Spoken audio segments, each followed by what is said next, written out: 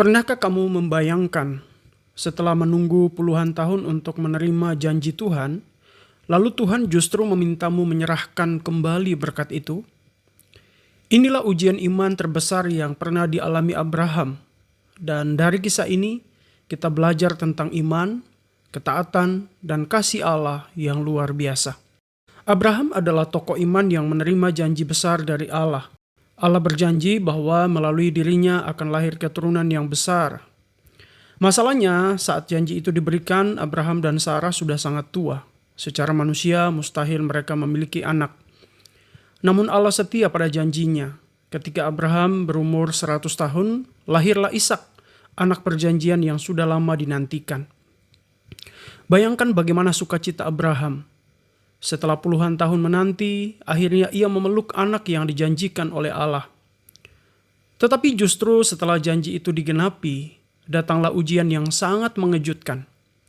Allah memerintahkan Abraham untuk mempersembahkan Ishak sebagai korban bakaran. Secara manusia, perintah ini sulit dipahami. Mengapa Allah meminta kembali anak yang telah ia janjikan? Tujuannya bukan karena Allah ingin mengambil Ishak. Allah sedang menguji hati Abraham. Allah ingin menunjukkan kepada Abraham lebih mengasihi berkat daripada sang pemberi berkat. Dan luar biasanya, Abraham taat. Keesokan paginya, ia bangun pagi-pagi, mempersiapkan semuanya, lalu berjalan menuju gunung yang ditunjukkan oleh Allah.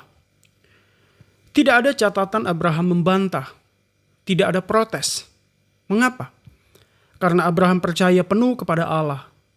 Ia yakin bahwa sekalipun Ishak harus mati, Allah sanggup membangkitkannya kembali. Ketaatan Abraham menjadi bukti nyata kasihnya kepada Allah. Ia menunjukkan bahwa kasih sejati kepada Tuhan dibuktikan lewat penyerahan total. Namun kisah ini bukan hanya tentang Abraham dan Ishak. Peristiwa ini adalah gambaran tentang Yesus Kristus. Ishak adalah anak yang dikasihi ayahnya. Yesus adalah anak tunggal yang dikasihi oleh Bapa. Ishak memikul kayu menuju tempat pengorbanan. Yesus memikul salib menuju Golgota. Dan ketika Allah menyediakan domba sebagai pengganti Ishak, itu menunjuk kepada Kristus, anak domba Allah yang menjadi pengganti bagi dosa kita. Bedanya, Ishak akhirnya tidak jadi dikorbankan. Tetapi Yesus benar-benar mati di kayu salib. Ia rela menyerahkan nyawanya supaya kita diselamatkan. Karena itu, setiap kali kita membaca kisah Abraham mempersembahkan Ishak, kita diingatkan akan kasih Allah yang begitu besar. Kalau Abraham diuji untuk membuktikan imannya, maka Kristus dikorbankan untuk menyelamatkan kita. Mari kita bersyukur, hidup dalam iman, dan menyerahkan hidup sepenuhnya kepada Tuhan. Pertanyaannya bagi kita hari ini, apakah kita mengasihi Tuhan lebih daripada segala berkat yang kita miliki? Kiranya ini menjadi perenungan bagi kita semua. Tuhan Yesus memberkati.